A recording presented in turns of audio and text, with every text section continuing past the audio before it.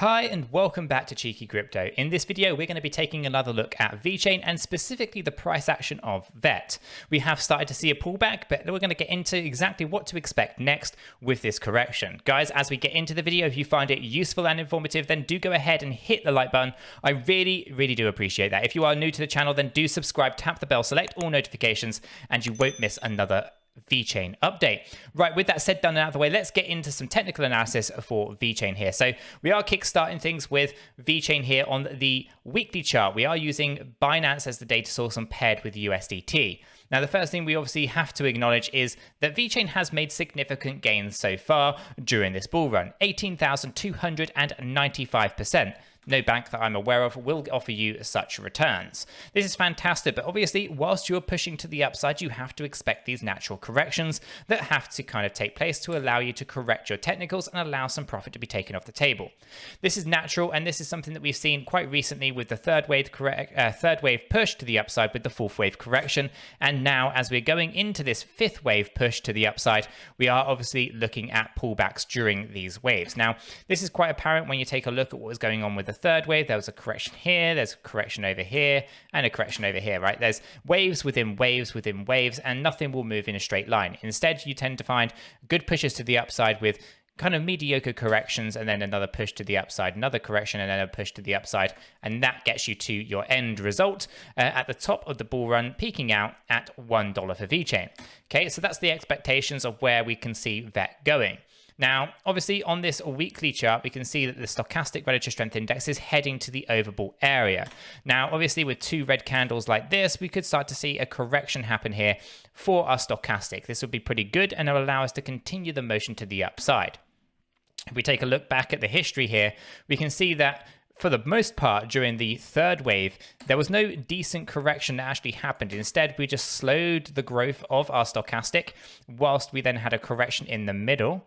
Okay, so this particular correction right here, we corrected from an overbought area down to a reasonable mid-ranged area before going back up to overbought again, okay? And then the fourth wave correction completely bottomed out as oversold, right? So we know that we can obviously just slow our line down. Maybe we take a small correction before pushing it back to the overbought area, topping out at $1 for VeChain. So lots of potential on this weekly chart. It's really important that we don't get too focused in on the hourlies and the dailies, or maybe even the 15 5-minute charts, right? Always pay attention to the bigger picture, because we're only a few months away now from seeing a significant push with VeChain. It can be frustrating if all you're doing is looking at the really small time frames and you haven't got that kind of bigger picture mindset. So pay attention to the weekly chart, guys. It sets a very nice picture of where VeChain is going. And don't get too emotional about the smaller trades happening on, say, the hourly chart or the daily chart, for example. With that being said, though, we do want to go down and just check out what is going on with our daily and our hourly to make sure that we can prepare ourselves mentally. So the first thing we want to do is obviously acknowledge there's a strong support line at 11.1 cent. This is an area that was previously resistance for us, and we were battling this area for a few days before managing to get past through it, and then back testing on that area and confirming it was a support line. Right now, this is an area that we're looking to try to test again, okay, and we are coming down to this area right now. At the point of recording the video, we are trading at 11.6. The support should be at 11.1 as per previous support, okay? If that holds, then we should start to see a push back to the upside. Now, the stochastic relative strength index is, of course, oversold, okay? So we're looking to see a push to the upside on this, and this is in line with what we're seeing on our weekly, okay? So for quite some time during the push to the upside, this recovery that we've been having for VeChain, we were overbought for a very long time, right? And I was saying we need to see a correction. It's not sustainable to be like this for too long. We need to have a correction to bring us back down to a more manageable level. That's what we're seeing right now. We're seeing the correction, and yet we haven't damaged the price. This is an ideal scenario for us, right? Push past the support line, test it, trade sideways, get corrected, and push up. The next leg up, guys, takes us to the 618, the 702, the 786 of the Fibonacci retracement zones. This is going to be the key area that's a really bullish signal that takes us to the next level, where we'll be going after all-time highs and even potentially new price targets.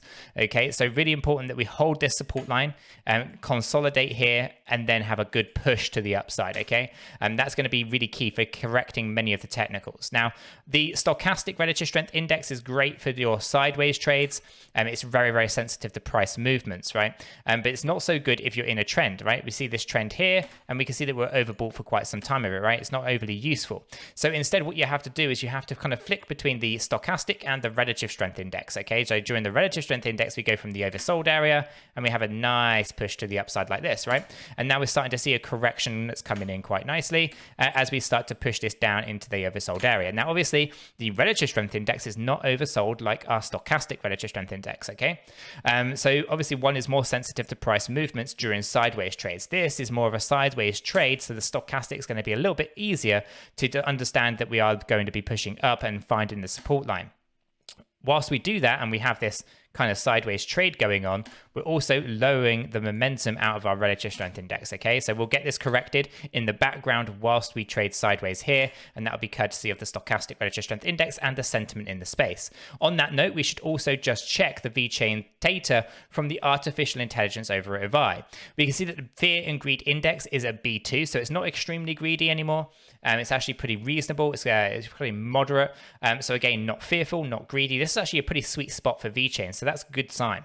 We can also see the 𝗕𝗓 ratio is up at an A2 rating, and this is pretty good for liquidity, so no problems there. The Sharpe ratio is now above the 50-day moving average, and again, this is your risk to reward ratio for holding VeChain. We're actually doing very, very well at a B2 rating. Moving averages are up at A2, peak end value demands at B2, and the profitability 18,295%. It's an A1 rated for return on investment. Overall, it hasn't moved. It has an A3 rating. So this puts VeChain in the same criteria as Cardano. Okay, so everything is looking pretty good from the artificial intelligence machine learning that is advice.io. So this gives you a bit of a heads up as to what to expect next. Okay, so if you haven't already signed up, do sign up to advice.io. Link is in the description below. But yeah, this artificial intelligence is being right far too many times for me to ignore. So do check it out. You'll get a little bit more of an insight. Now, obviously, with VeChain finding support here on the daily, what does the hourly look like? Well, the hourly looks like it's already heading to the oversold area on the relative strength index. Okay, here we're finding the support on the 11.1 cent area. Okay, so that's going to be key for us. That's holding well at the moment. If that continues, we could start to see a good push back to the upside. Now, obviously, during this sideways trade, the relative strength index is not overly useful. So we will go ahead and just put back on our stochastic relative strength index. And here we can see that we're back into the oversold area, right? So what's really interesting here is we're not getting good sentiment, right? We can see that the market's a bit undecided. Like I say, it's not fearful, it's not greedy, right? Instead, you're going from an oversold to an overbought area without doing too much price discovery, right? And then you're just trading sideways, trying to find the correction. And we are actually losing ground whilst we do this, right? Because we need good volume to come in here. And what we mean by this is we can see a push to the upside here, but the volumes were actually decreasing, and then we're kind of pretty boring and static, right? And then we started to see, increases in selling volume on the way down, right? We can see spikes of selling volume. This is people just getting frustrated or people taking profits whilst they're indicating potential downward trends. Okay, but the positive news here is that we are oversold, and we'll just correct this down a little bit low. If we can stabilize around this 11.1 cent area, that should be pretty strong for us, or 11.5 cents actually, the support line that we're currently bouncing from. 11.1 is a little bit lower than that. So if we come down to the 11.1 on that daily chart, that should be a really good sign to start us to get some recovery, but we do need that sentiment to shift and change with it. Okay, so on the smaller time frames, if we want to be recovering, then we do want good sentiment in the market. However, this being said, we are looking for sideways trades. So actually what I personally think we're going to be looking for is kind of volumes like this, things that are kind of mediocre. We don't want to see large selling volume like that really taking us down a step, but instead we just want little kind of pockets of kind of low volumes, not really doing too much, whilst we correct everything around this area here before we get that push to the upside next. Okay, so for VeChain, things are looking okay, and obviously on the hourly you're going to be able to really acknowledge there are downward trends, there are upward trends, and really depending on what you're looking. We're right below all of the moving averages there.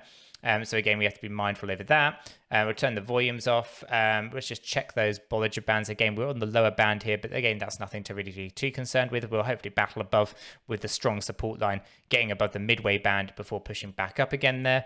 Ultimately, I do think VeChain is going to be trading sideways for a bit. As long as we hold 11.1, we should be doing very, very well. And again, I think we're just dropping below, just dropping below that neckline again in that decreasing trend line there. But otherwise, I think VeChain's doing well. It's important that we don't get too focused in on what's going on with the day, the hourly. The daily is a pretty good indication of a medium kind of timeline, so you can see exactly how that's kind of playing out for us. But again, the weekly is where you're going to get that true picture as to where things are heading. So guys, if you're ever in doubt, do zoom out, because you are going to get the bigger picture and understand how things are going to play out towards the end of the year, beginning of next year, as we finish this bull run with a very strong end for VeChain. So guys, hopefully you have found this video useful and informative. If you have, hit the like button. I really do appreciate that. If you are new, do subscribe, tap the bell, select all notifications, and in doing so, you will not miss another update. Guys, with this said, done, and out of the way, I hope everyone has a fantastic day, and I'll catch you all in the next one.